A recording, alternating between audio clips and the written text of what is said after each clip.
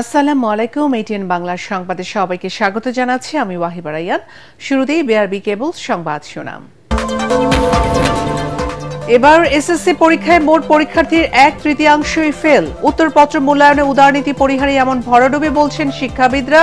অতি কঠোর না হওয়ার পরামর্শ। যুক্তরাষ্ট্রের নতুন শুল্ক নীতির কারণে অর্থনীতিতে নেতিবাচক প্রভাবের আশঙ্কা ব্যবসায়ীদের। বাজার হারানোর শঙ্কা নেই, দাবি অর্থ উপদেষ্টা। সংস্কারের পরে নির্বাচনের কথা বলে মানুষকে বিভ্রান্ত না করার আহ্বান রিজভির। ভোটের মাধ্যমে জনগণের হাতে ক্ষমতা ফিরিয়ে দেওয়ার আহ্বান। দ্রুত জুলাই সনদ ঘোষণা ও নিরপেক্ষ নির্বাচন কমিশন গঠনের দাবি হাসনাত আব্দুল্লাহর। যশোরে জুলাই আন্দোলনে নিহতদের পরিবারের সাথে মতবিনিময় এনসিপি নেতৃবৃন্দের। এবং পানি নামতে শুরু করায় নতুন করে ফেনী ও নোয়াখালী নিম্নাঞ্চল প্লাবিত। লক্ষাধিক মানুষ পানিবন্দী। ফুলগাজীতে একজনের মৃত্যু। শুনছিলেন বিআরবি কেবল সংবাদ শিরোনাম, এখন বিস্তারিত। এসএসসি ও সমমান পরীক্ষায় গণিত আর ইংরেজিতে ভরাডুবির প্রভাব পড়েছে সার্বিক ফলাফলে। একথা জানিয়ে শিক্ষাবিদরা বলছেন 16 বছরের মধ্যে এবার সবচেয়ে বেশি ফেলের কারণ উত্তরপত্র মূল্যায়নে উদারনীতি পরিহার। শিক্ষা বোর্ডের গণিত পরীক্ষকরা বলেন, অঙ্ক চর্চার বিষয় হলেও অধিকাংশ শিক্ষার্থী মুখস্থ করতে গিয়ে বিপর্যয় ডেকে এনেছে। মিজান শাহজাহানের রিপোর্ট।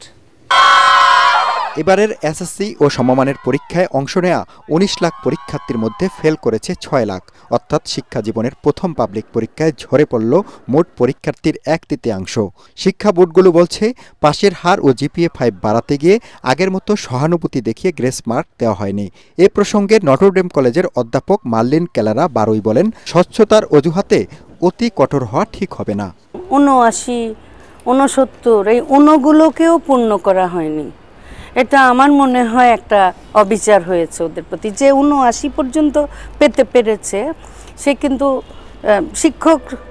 প্রতি শিক্ষকের কাছে তো একই নাম্বার পাবে না, ওই একটা নাম্বার বোধহয় তাকে দেয়া যেত। ফল বিশ্লেষণ করে দেখা গেছে, এবার সবচেয়ে বেশি পরীক্ষার্থী ফেল করেছে গণিত ও ইংরেজিতে। মন্দের ভালো করেছে রাজশাহী বোর্ড, আর একেবারে তলানিতে বরিশাল বোর্ড। এই বোর্ডে মোট পরীক্ষার্থীর 1/3 ফেল করেছে। এই বিপর্যয়ের কারণ হিসেবে বরিশাল বোর্ডের পরীক্ষক ইকবাল হোসেন বলেন, শিক্ষার্থীদের গণিত ভীতি দূর করতে হবে। মানহীন নোট গাইড এর পিছনে ছুটাছুটি করছে, বিভিন্ন কোচিং ক্লাসে পড়তেছে, যার ফলে তারা মুখস্থ নির্ভর গণিতে অভ্যস্ত। মূলত গণিত মুখস্থ নির্ভর না, গণিত হচ্ছে চর্চার বিষয়। এবার সারা দেশে বিজ্ঞান বিভাগে পাশ করেছে 85.68% পরীক্ষার্থী। ব্যবসায় শিক্ষায় 66.32%। আর মানবিকের অবস্থা ভয়াবহ, পাশ করেছে মাত্র 53.87%। শহর গ্রামের বৈষম্য দূর হয়নি। ঢাকা বোর্ডে মহানগরের শিক্ষা প্রতিষ্ঠানে 80% বেশি শিক্ষার্থী পাশ করলেও একই বোর্ডের আওতাধীন টাঙ্গাইলে এই হার 63%। জিপিএ 5 পাওয়া সবাই সেরা কলেজে চান্স পাবে না মনে করিয়ে দিয়ে এই শিক্ষক বলেন, যেখানে ভর্তির সুযোগ হবে সেখান থেকেই নিজেকে তৈরি করতে হবে। সবাই সেরা প্রতিষ্ঠানে ভর্তি হতে পারে না, তারপর ওদের এই কম্পিটিশনের মনোভাবটা সবসময় রাখতে হবে এবং বাস্তবতাকে সহজভাবে মেনে নেওয়ার মতন মানসিকতা রাখা দরকার। এবার পরীক্ষায় অংশ নেয়া 30,088টি শিক্ষা প্রতিষ্ঠানের মধ্যে 134টিতে একজনও পাশ করেনি। এর কারণ বের করার পাশাপাশি অকৃতকার্যদের হতাশ না হয়ে নতুন করে পরীক্ষার প্রস্তুতি নেওয়ার পরামর্শ দিয়েছেন এই শিক্ষক। মিজান শাহজাহান, এটিএন বাংলা, ঢাকা। যুক্তরাষ্ট্রের নতুন শুল্ক নীতির কারণে রপ্তানিমুখী শিল্পসহ বাংলাদেশের অর্থনীতিতে নেতিবাচক প্রভাব পড়তে পারে বলে আশঙ্কা বিশেষজ্ঞদের। তাদের মতে, মার্কিন শুল্ক নীতি নিয়ে এখনও ধোঁয়াশা কাটেনি। আলোচনার মাধ্যমে আমদানি বাড়িয়ে ও রপ্তানি কমিয়ে ইউএস ট্যারিফ কমানোর সুযোগকে কাজে লাগাতে পারে। প্রয়োজনে ব্যবসায়ীরা আমেরিকান ক্রেতাদের সাথে বৈঠকে বসবে বলে জানিয়েছেন বিজেএমই এর সভাপতি। শারফুল আলমের রিপোর্ট। মার্কিন সরকার নতুন শুল্ক কাঠামো ঘোষণা করেছে। 35% শুল্ক আরোপের ফলে পণ্যের প্রতিযোগিতামূলক দাম কমে প্রভাব ফেলতে পারে দেশের রপ্তানিমুখী শিল্পে।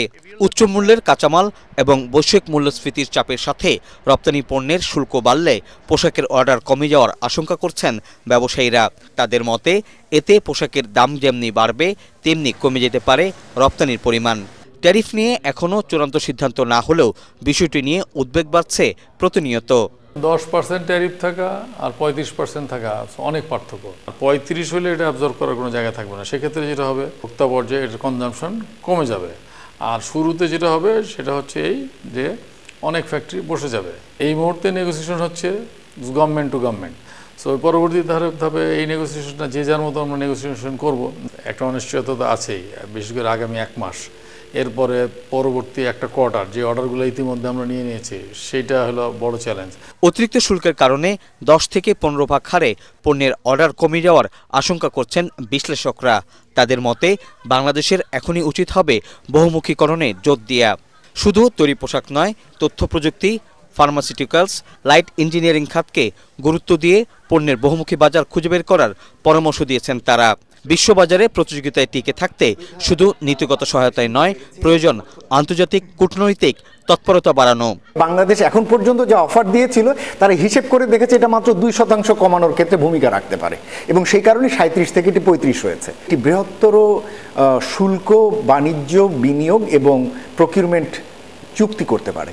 আউট অফ দ্য বক্স কিছু যদি আমরা প্রস্তাবনা নিয়ে যেতে পারি, এবং সেটি হতে পারে আমাদের WTO কাঠামোর ভিতরেই, সেটা হলো যে উভয় দেশের ভিতরে একটি কিছু বিশেষ পণ্যের ক্ষেত্রে PTA এগ্রিমেন্ট করা, এবং সেই আলোকে আমাদের কিছু পণ্য শুল্ক কাঠামো পরিবর্তন করে মার্কিন যুক্তরাষ্ট্রকে সেখানে কিছু শূন্য শুল্ক সুবিধা দেওয়া বা কম শুল্ক সুবিধা দেওয়া। মার্কিন শুল্ক নীতির পরিবর্তনের কারণে অর্থনীতিতে চ্যালেঞ্জ বাড়লেও সুযোগ আসতে পারে নতুন বাজার ও নতুন খাতকে খুঁজে বের করা।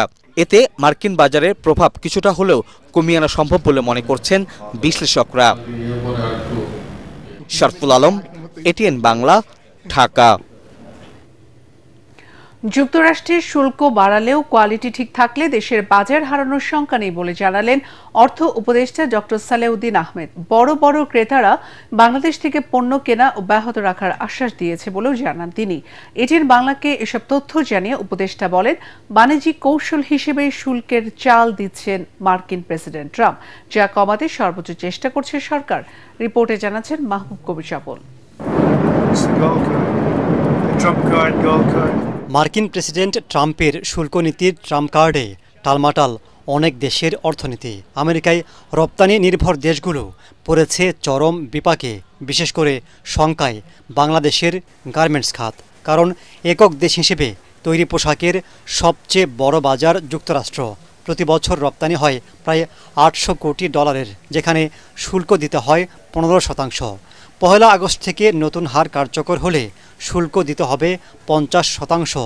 এতে অনেক গার্মেন্টস বন্ধ হতে পারে বলে আশঙ্কা করছেন ব্যবসায়ীরা। তবে অর্থ উপদেষ্টা বলছেন, কোয়ালিটি ঠিক থাকলে তৈরি পোশাক রপ্তানিতে তেমন নেতিবাচক প্রভাব পড়বে না। অন্য দেশ যে ডিউটি করে সেটাকে আমি আর বাইপাস করতে পারবো না, তাই না? যাই দেয় নিয়ে তো আর আমার ইন্ডাস্ট্রিকে সাজাতে হবে। এই ব্যাপারে এই চ্যালেঞ্জটা কিন্তু RMG সেক্টরকে নিতে হবে।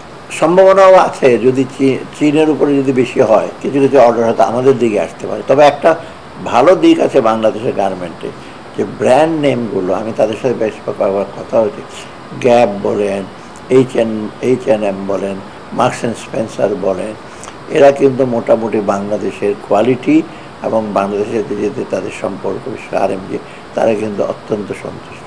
তারা সহজে যেতে চায় না, এটা ওরাও বলেছে, আমরা নতুন মার্কেটে আমরা যেতে চাই। আমি মনে করি যে এটা একেবারে একটা পুরোপুরি হাতছাড়া হয়ে যাবে তা না, যদি ওদের কোয়ালিটিটা এবং টাইমলি শিপমেন্ট যদি করে হয়তো কিছুটা ইচ্ছা হবে। তিনি বলেন, বাংলাদেশের পক্ষ থেকে গত 3 মাসে তৎপরতায় কোনো ঘাটতি ছিল না, কিন্তু বাণিজ্যিক স্বার্থের কৌশল হিসেবে ট্রাম্প বিভিন্ন দেশের উপর বিভিন্ন হারে শুল্ক নির্ধারণ করেছেন, যা কমাতে বাণিজ্য উপদেষ্টা ও সচিব যুক্তরাষ্ট্রে USTR এর কর্মকর্তাদের সাথে দফায় দফায় বৈঠক করছেন।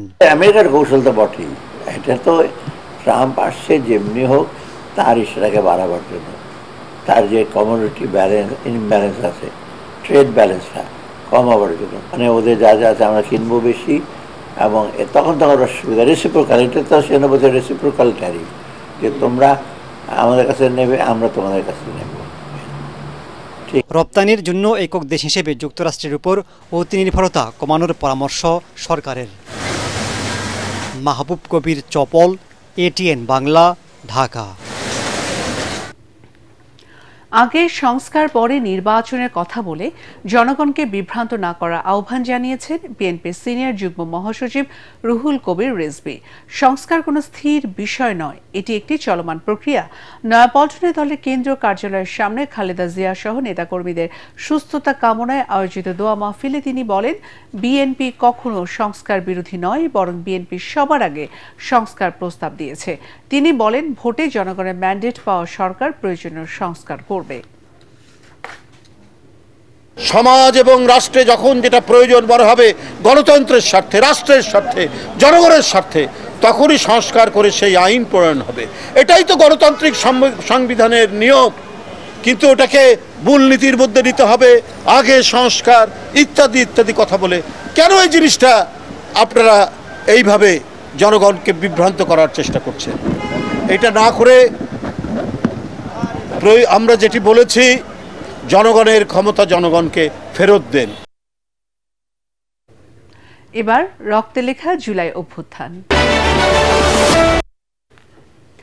দ্রুত জুলাই সনদ ঘোষণা ও নিরপেক্ষ নির্বাচন কমিশন গঠনের দাবি জানিয়েছেন এনসিপি দক্ষিণাঞ্চলের মুখ্য সংগঠক হাসনাত আব্দুল্লাহ। জুলাই পদযাত্রায় অংশ হিসেবে যশোরে জুলাই আন্দোলনে নিহতদের পরিবারের সাথে মতবিনিময়ের সময় তিনি এ দাবি জানান। শহরের চারখাম্বার মোড়ে স্থানীয় একটি হোটেলের মিলনায়তনে এনসিপির কেন্দ্রীয় নেতৃবৃন্দ জুলাই গণহত্যায় আহত ও নিহতদের পরিবারের সদস্যদের সাথে মতবিনিময় করেন। এ সময় উপস্থিত ছিলেন জাতীয় নাগরিক পার্টির আহ্বায়ক নাহিদ ইসলাম, হাসনাত আব্দুল্লাহ, নাসিরউদ্দিন পাটোয়ারি, সামান্তা শারমিন সহ অন্যান্য নেতৃবৃন্দ। অন্তর্বর্তীকালীন সরকারকে বলতে চাই, আমাদের প্যাকেজ আকারে সবগুলো দিতে হবে। প্যাকেজ এটা আমরা আমাদেরকে পরিকল্পিতভাবে নির্বাচন থেকে আলাদা করা হইতেছে, পরিকল্পিতভাবে ট্যাগ দেওয়া হইতেছে না। আমরা নির্বাচন বিরোধী, আমরা কিন্তু নির্বাচন বিরোধী না, আমাদের সবগুলোই লাগবে। কেউ বলতেছে আমার এটা চাই, ওইটা চাই না, ওইটা চাই, সেটা চাই না, আমার সবগুলো চাই। আমি সংস্কার চাই, আমি বিচার চাই, আমি জুলাই ঘোষণাপত্র চাই, আমি নির্বাচন চাই। জুলাই আন্দোলনে মাদারীপুরে প্রথম শহীদ হন জেলার সরকারি কলেজের প্রাণীবিদ্যা বিভাগের দ্বিতীয় বর্ষের শিক্ষার্থী দীপ্ত দে। গত 1 বছর ধরেই সন্তানের স্মৃতি আঁকড়ে বেঁচে আছেন দীপ্তর মা বাবা। স্থানীয় প্রশাসনের নানা সহযোগিতা পেলেও দীপ্তকে জুলাই শহীদের মর্যাদা না দেওয়ায় ক্ষুব্ধ তার পরিবার। মাদারীপুর প্রতিনিধি SR শফিক স্বপনের রিপোর্ট, জানাচ্ছেন মনির হোসেন তপু। ঘরের এই রুমটিতেই থাকতেন দীপ্ত দে। পুরো ঘরটি এখন তেমনই আছে যেমনটা আগে ছিল, শুধু দীপ্তই নেই। বৈষম্য বিরোধী ছাত্র আন্দোলনে অংশ নিয়ে মৃত্যু হয় এই মেধাবী তরুণের। বড় ছেলেকে হারানোর শোক কাটিয়ে উঠতে পারেননি তার বাবা মা। বাঁচাও বাঁচাও করলো, সেটাই কেউ একটু দয়া করে একটু নুটাইলো না। আমি আর কি চাই? জুলাই শহীদের মর্যাদা না দেয়ায় ক্ষুব্ধ দীপ্তর পরিবার। সরকারি অনুদান কথা মানে এটা কাগজপত্র জমা দিছি, এখনো কাগজপত্র রেডি হয় নাই আর কি। আর কি সুখে থাক, শান্তিতে থাকে, এটাই চাইতেছি। দীপ্তর স্মরণে স্মৃতিস্তম্ভ নির্মাণের দাবি জানান জেলার বৈষম্য বিরোধী ছাত্র আন্দোলনের আহ্বায়ক। শহীদ দীপ্তর একটি স্মৃতিস্তম্ভ তারা নির্মাণ করেন। তারা যদি এবারও নির্মাণ না করেন, আমরা দীপ্তর সহযোদ্ধারা যারা জীবিত আছি তারাই দীপ্তকে আমাদের ভিতরে বাঁচিয়ে রাখবো। সদর উপজেলা একটা স্মৃতিস্তম্ভ হবে, সেটা অবশ্য কারো নাম উল্লেখ করা না, এই বিপ্লব কেন্দ্রিক একটা স্মৃতিস্তম্ভ কিংবা স্মৃতি স্থাপনা হবে। স্পেশালি দীপ্তর জন্য আলাদা করে এখন পর্যন্ত কোনো সরকারি সিদ্ধান্ত নেই, এটা ঊর্ধ্বতন কর্তৃপক্ষের সিদ্ধান্ত, তারা ব্যবস্থা নেবেন। গত বছরের 18 জুলাই বৈষম্য বিরোধী ছাত্র আন্দোলনে পুলিশের লাঠিচার্জ ও ছাত্রলীগ কর্মীদের হামলায় শিক্ষার্থীরা জেলার শকুনি লেকে ঝাঁপ দেয়। পানিতে ডুবে মারা যান Dipta Dey. Bureau report, ATN Bangla. বৃষ্টি কমে আসায় দেশের দক্ষিণ পূর্বাঞ্চলের জেলাগুলোর বন্যার পানি নামতে শুরু করায় নতুন করে নিম্নাঞ্চল প্লাবিত হচ্ছে। এখনো পানিবন্দী রয়েছে লাখো মানুষ। ক্ষয়ক্ষতির পরিমাণ জানতে কাজ করছে প্রশাসন। বর্ষণ ও ঢলের পানিতে এ পর্যন্ত একজনের মৃত্যু হয়েছে। বিস্তারিত জানাচ্ছেন আশিকুর রহমান। ফেনীতে নামতে শুরু করেছে পানি। মুহুরী, সিলোনিয়া ও কহুয়া নদীর পানি বিপদসীমার নিচ দিয়ে প্রবাহিত হলেও ২১টি স্থানে পানি প্রবেশ অব্যাহত রয়েছে। এখনও পানিবন্দী লক্ষাধিক মানুষ। ৩ উপজেলার ১১০টি গ্রাম প্লাবিত হয়েছে। উদ্ধার ও ত্রাণ সহায়তায় যোগ দিয়েছেন সেনাবাহিনী, বিজিবি ও পুলিশ। ফুলগাজীতে টানা বর্ষণ ও ঢলের পানিতে একজনের মৃত্যু হয়েছে। এটা একটা স্থায়ী সমাধান চাচ্ছি সরকারের কাছে, কিন্তু ওই ধরনের কোনো কিছু এখনো আমরা আশ্বাস পাই নাই কোথাও। যদি বেড়িবাঁধগুলা সঠিকভাবে মেরামত করতো তাহলে আমাদের আজকের এই ভোগান্তি হতো না। আমাদের এই বাঁধটা যেন শক্ত করে বেঁধে দেয়, যেন আমরা পরবর্তীতে আর ক্ষতিগ্রস্ত না হই। নোয়াখালীতে গেল ১২ ঘন্টায় বৃষ্টিপাত কম হওয়ায় নামতে শুরু করেছে পানি। সকাল ৬টা পর্যন্ত গেল ২৪ ঘন্টায় ৭৯ মিলিমিটার বৃষ্টিপাত রেকর্ড করা হয়েছে। তবে মাইজদি, সদর, সুবর্ণচর, কবিরহাট ও কোম্পানীগঞ্জ উপজেলার অধিকাংশ নিম্নাঞ্চলে জলাবদ্ধতা দেখা দিয়েছে। জমিতে পানি জমে থাকায় নষ্ট হচ্ছে ফসল। ক্ষয়ক্ষতির পরিমাণ জানতে কাজ করছে জেলা প্রশাসন। সামান্য বৃষ্টিতে পানি ওঠার মূল কারণ হচ্ছে যে ড্রেনগুলোতে বা আশপাশে খালগুলা ভরাট করে রাখা। এখানে প্রশাসনের কোনো নজর নাই। আর আগামীতে চাইবো আমরা সেনাবাহিনীর সহযোগিতা চাই। পার্বত্য এলাকাগুলোতে বৃষ্টি ও ঢলের পানিতে ভেঙে গেছে রাস্তাঘাট। রাঙামাটি লংগদু সড়কে পানি জমে থাকায় যান চলাচল বন্ধ রয়েছে। বৃষ্টিপাত কমলেও শরীয়তপুরের জাজিরায় অব্যাহত আছে নদী ভাঙন। গেল ২ দিনে পদ্মা সেতু প্রকল্পের প্রায় ৩০০ মিটার এলাকা নদীগর্ভে বিলীন হয়ে গেছে। আশিকুর রহমান, এটিএন বাংলা। আগামী ২ দিন বৃষ্টির পরিমাণ কমলেও এরপর দেশের বিভিন্ন অঞ্চলে আবারও ভারী বৃষ্টিপাতের পূর্বাভাস দিয়েছে আবহাওয়া অফিস। আগারগাঁওয়ে আবহাওয়া অধিদপ্তরে এক সংবাদ সম্মেলনে আবহাওয়াবিদ AKM নাজমুল হক জানান, মৌসুমী বায়ুর প্রভাবে রংপুর, ময়মনসিংহ ও সিলেটের কিছু অঞ্চলে ১৪ থেকে ১৭ জুলাই মাঝারি থেকে ভারী বৃষ্টি হবে। গত কয়েকদিন ধরে যেরকম একটা ভারী বর্ষণ অব্যাহত ছিল, সেই ভারী বর্ষণের মতো অবস্থা আমরা সারা দেশে আগামী ২ থেকে ৩ দিন দেখছি না। এর পরবর্তীতে বৃষ্টিপাতের অবস্থা কিছুটা শিফট হয়ে দেশের উত্তরাঞ্চলে, বিশেষ করে রংপুর, ময়মনসিংহ এবং সিলেট বিভাগের কোথাও কোথাও মাঝারি ধরনের ভারী থেকে ভারী বর্ষণ হতে পারে। ঢাকায় জাতিসংঘের মানবাধিকার কার্যালয় স্থাপনের প্রতিবাদে বায়তুল মোকাররমের উত্তর গেটে বিক্ষোভ সমাবেশ করেছে হেফাজত ইসলাম। দুপুরে জুম্মার নামাজ আদায়ের পর এই বিক্ষোভ সমাবেশ শুরু করে দলটি। এই সমাবেশে অংশ নিয়েছেন হেফাজতের কেন্দ্রীয় নেতৃবৃন্দ। এ সময় বক্তারা বলেন, দ্রুত জাতিসংঘের মানবাধিকার কার্যালয় স্থাপনের প্রস্তাব প্রত্যাখ্যান করতে হবে। বিক্ষোভ শেষে মিছিল বের করার কথা রয়েছে।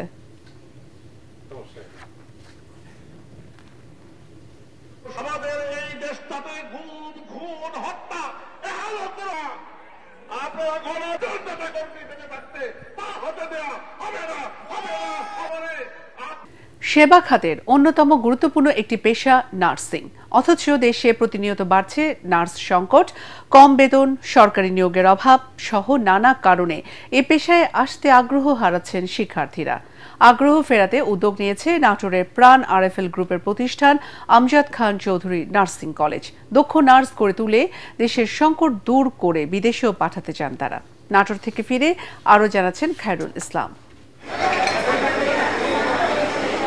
প্রতি ৩ জন রোগীর বিপরীতে একজন নার্স থাকার কথা থাকলেও বাস্তব চিত্র ভিন্ন। সরকারিভাবে নিয়োগ কম হওয়া এবং সুযোগ সুবিধার অভাবে এ পেশার প্রতি দিন দিন আগ্রহ হারাচ্ছে তরুণ তরুণীরা। শুধু নিয়োগ নয়, কর্মপরিবেশ ও স্বীকৃতি নিয়েও রয়েছে নানা প্রশ্ন। তবে এই সংকট মোকাবেলায় এগিয়ে এসেছে উত্তরের জেলা নাটোরে প্রাণ RFL গ্রুপের প্রতিষ্ঠান আমজাদ খান চৌধুরী নার্সিং কলেজ। প্রায় ১০ কোটি টাকা ব্যয়ে নির্মিত এই প্রতিষ্ঠানটি নার্স তৈরিতে নতুন সম্ভাবনার দুয়ার খুলেছে। শুধু পাঠ্য বই নয়, আধুনিক ও আন্তর্জাতিক মানের ল্যাবের মাধ্যমে মিলছে প্রযুক্তি নির্ভর প্রশিক্ষণ। এছাড়াও থাকা খাওয়া সহ কোর্স শেষে শিক্ষার্থীদের জন্য রয়েছে চাকরির নিশ্চয়তা। আমাদের এখানে যেরকম পড়াশোনার মান অন্যান্য নার্সিং কলেজের তুলনায় অনেক ভালো। পড়াশোনার মানটা আলহামদুলিল্লাহ অনেক ভালো, কারণ এখানে আমাদের ল্যাব ফ্যাসিলিটিও অনেক ভালো। ইনফ্রাস্ট্রাকচার বলেন, সব কিছু সুযোগ সুবিধা, ক্রাইটেরিয়া ফিল আপ, তারপর সিলেবাস অনুযায়ী ক্রাইটেরিয়া যা দরকার সব কিছু আমাদের আছে। আমজাদ খান চৌধুরী নার্সিং কলেজের চেয়ারম্যান উজভা চৌধুরী বলেন, দেশের স্বাস্থ্য খাতে সবচেয়ে বেশি অবদান রাখার পরও নার্সরা সেভাবে সামাজিক স্বীকৃতি পায়নি। সামাজিকভাবে নার্সদের একটা মর্যাদা দিতে হবে। নার্সদের বিদেশে পাঠানোর যেই একটা সম্ভাবনা আসছে বর্তমানে, সেটার জন্য আমরা মনে করছি আমাদের আরেকটা বড় ইনস্টিটিউট করে সেখানে আরো বেশি নার্স গড়ে তুলে তাদেরকে বিদেশ উপযোগী করে ইন্টারন্যাশনাল লেভেলে একটা অ্যাক্রিডিটেশন, একটা সার্টিফিকেট তার হাতে যদি আমি তুলে দিতে পারি, তাহলে আমার তাকে বাংলাদেশের বাইরে পাঠাতে হবে না, সে নিজেই তার পথটা করে নিতে পারবে। এদিকে মধ্যপ্রাচ্যের দেশগুলোতে নার্সের ব্যাপক চাহিদা থাকার বিষয়টি তুলে ধরেন সৌদি বাংলা চেম্বারের আহ্বায়ক আশরাফুল হক চৌধুরী। বলেন, কারিকুলাম আন্তর্জাতিক মানের হলে দক্ষিণ এশিয়ার অন্য দেশগুলোর মতো বাংলাদেশেও এই পেশার সম্ভাবনা রয়েছে। আপনারা প্রচুর পরিমাণে nursing training, laboratory assistant training, care giver training এগুলো আপনারা ভালোভাবে দেন। জয়েন্ট সার্টিফিকেশনের মাধ্যমে আপনারা সৌদি আরব বা মিডল ইস্টের অন্যান্য কান্ট্রিতে, ইভেন জাপান এবং কোরিয়াতে আপনারা পাঠানোর ব্যবস্থা করেন। এই উদ্যোগ সফল হলে দেশের বিশাল জনগোষ্ঠীর কর্মসংস্থানের সুযোগ যেমন তৈরি হবে, তেমনি প্রশিক্ষিত নার্স বিদেশে পাঠানো সম্ভব হবে। সারা দেশে যেখানে প্রয়োজন 3 লাখ নার্স, ঠিক তার বিপরীতে পুরো বাংলাদেশে রয়েছে মাত্র ৭৯,০০০ নার্স, যা স্বাস্থ্য খাতের জন্য একটি হুমকি।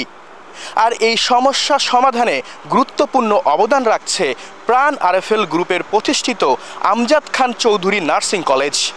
উন্নত মানের নার্স তৈরির পাশাপাশি রেমিটেন্সেও তারা চাইছে গুরুত্বপূর্ণ ভূমিকা রাখতে। খায়রুল ইসলাম, এটিএন বাংলা, নাটোর। এখন আল রাফা ইসলামী ব্যাংক অর্থ সংবাদ।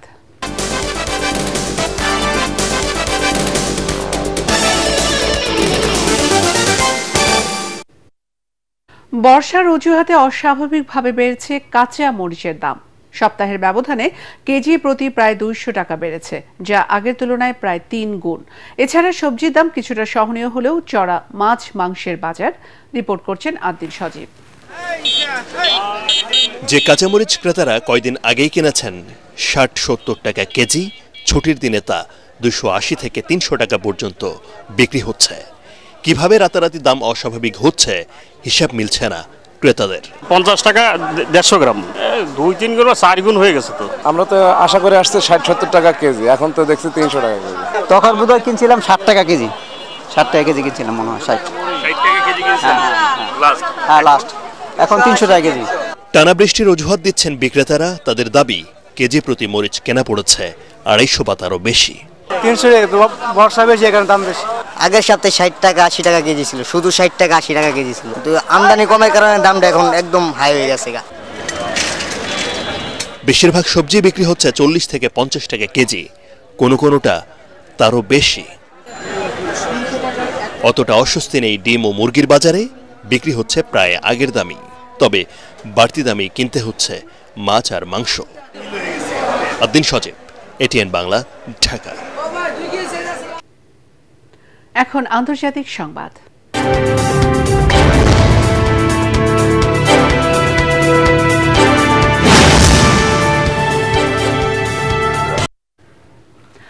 দক্ষিণ কোরিয়ার সাবেক প্রেসিডেন্ট ইয়ন সুক ইয়লকে দ্বিতীয়বারের মতো গ্রেফতার করা হয়েছে।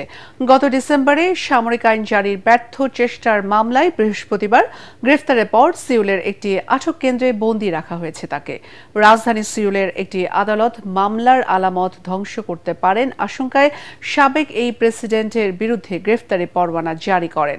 পরে আদালতের নির্দেশ অনুযায়ী বৃহস্পতিবার ইয়ন সুক ইয়লকে গ্রেফতার করা হয়। গত বছরের 3 ডিসেম্বর দেশটির আইন প্রণেতারা প্রেসিডেন্ট সামরিক আইন জারির ঘোষণা প্রত্যাখ্যান করার প্রস্তুতি নেওয়ার সময় সংসদে সশস্ত্র সৈন্য পাঠিয়ে বেসামরিক সরকারকে উৎখাতের চেষ্টা করেন ইয়ন।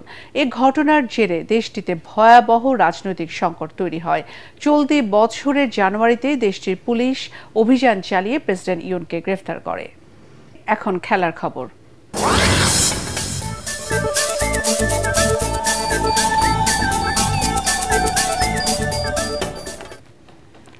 সাফ অনূর্ধ্ব নারী 20 নারী ফুটবলের উদ্বোধনী ম্যাচে কিছুক্ষণের মধ্যেই শ্রীলঙ্কার মুখোমুখি হবে বাংলাদেশ। ফেভারিট হিসেবেই নামবে স্বাগতিক দল। সম্প্রতি এএফসি নারী সাফ চ্যাম্পিয়নশিপ বাছাই পরীক্ষায় পাশ করে ফেরা দলের একাধিক সদস্য আছেন বয়সভিত্তিক দলে। জাতীয় দলের অধিনায়ক আফিদা খন্দকার অনূর্ধ্ব 20 দলের নেতৃত্বে থাকছেন। তাছাড়া বাংলাদেশ খেলবে স্বাগতিক সুবিধা নিয়ে। আসর শুরুর আগে বাংলাদেশ অধিনায়ক আফিদা খন্দকার বলেন, তারা এশিয়া কাপ খেলবে, এজন্য সাফকে ছোট করে দেখছেন না। প্রতিপক্ষ দলকে সমীহ করছেন। বসুন্ধরা এরিনায় বিকেল 3টায় শুরু হবে ম্যাচটি। শেষ করার আগে বিআরবি কেবল সংবাদ শিরোনাম আরো একবার। এবার এসএসসি পরীক্ষায় মোট পরীক্ষার্থীর 1/3 ফেল। উত্তরপত্র মূল্যায়নে উদারনীতি পরিহারে এমন ভরাডুবি, বলছেন শিক্ষাবিদরা। অতি কঠোর না হওয়ার পরামর্শ। যুক্তরাষ্ট্রের নতুন শুল্ক নীতির কারণে অর্থনীতিতে নেতিবাচক প্রভাবের আশঙ্কা ব্যবসায়ীদের। বাজার হারানোর শঙ্কা নেই, দাবি অর্থ উপদেষ্টা। সংস্কারের পরে নির্বাচনের কথা বলে মানুষকে বিভ্রান্ত না করার আহ্বান রিজভির। ভোটের মাধ্যমে জনগণের হাতে ক্ষমতা ফিরিয়ে দেওয়ার আহ্বান।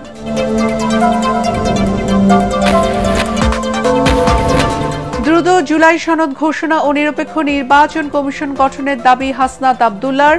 যশোরে জুলাই আন্দোলনে নিহতদের পরিবারের সাথে মতবিনিময় এনসিপি নেতৃবৃন্দের। এবং পানি নামতে শুরু করায় নতুন করে ফেনী ও নোয়াখালী নিম্নাঞ্চল প্লাবিত। লক্ষাধিক মানুষ পানিবন্দী। ফুলগাজীতে একজনের মৃত্যু। পরবর্তী সংবাদ দেখার আমন্ত্রণ জানিয়ে এখনকার মতো শেষ করছি। এটিএন বাংলা সংবাদ ইউটিউবে দেখতে ব্রাউজ করুন, youtube/ATN Bangla News। ধন্যবাদ।